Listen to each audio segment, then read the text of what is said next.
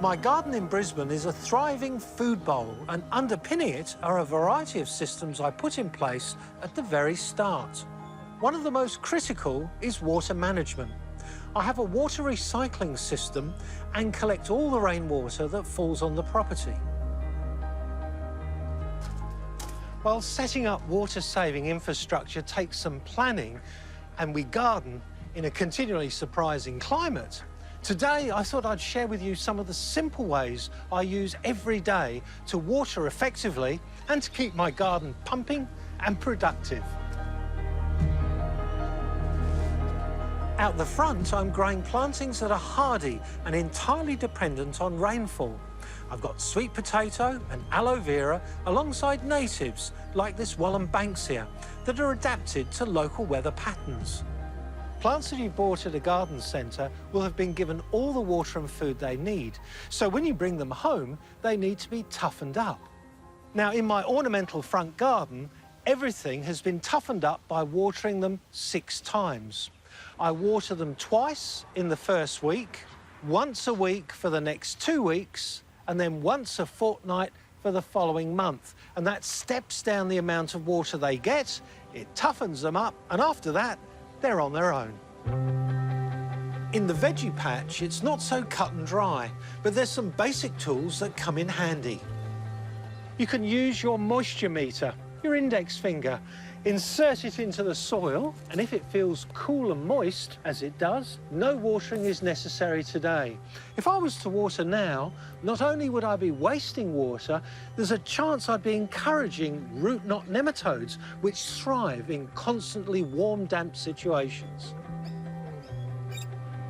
I tend to water in the cool of the morning. This reduces losses to evaporation and ensures plants have access to water throughout the day. It also means that any excess water that's ended up on the leaves of plants that are susceptible to fungal problems, like zucchinis, tomato, cucumbers and roses, will have time to dry out.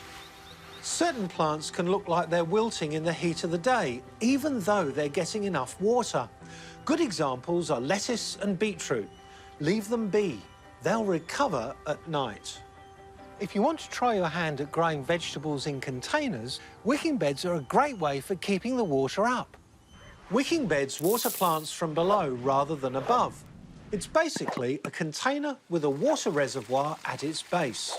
The soil acts as a wick, drawing the water up and into the root zone of the veggies, ensuring moisture is available whenever they need it.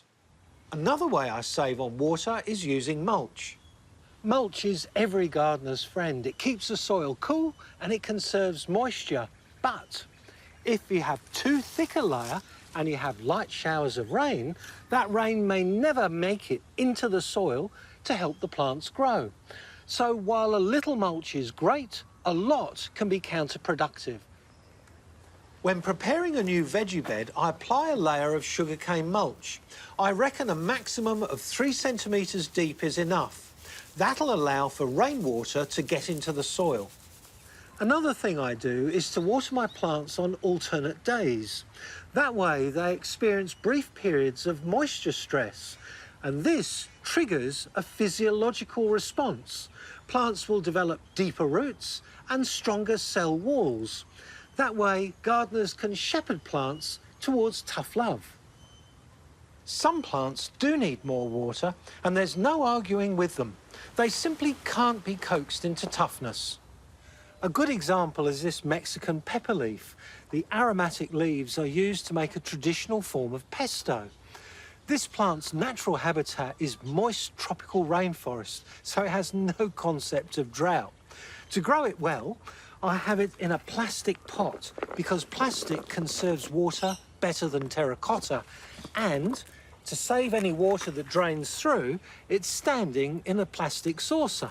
To make things even better, it's growing in a ceramic pot, and I pack the gap between the plastic pot and the ceramic with bark, and that provides insulation, conserving moisture again, and it's really happy.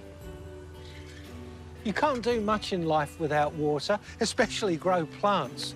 But what we can do is to be more effective with the water that we do have and, hopefully, in the process, grow more resilient gardens.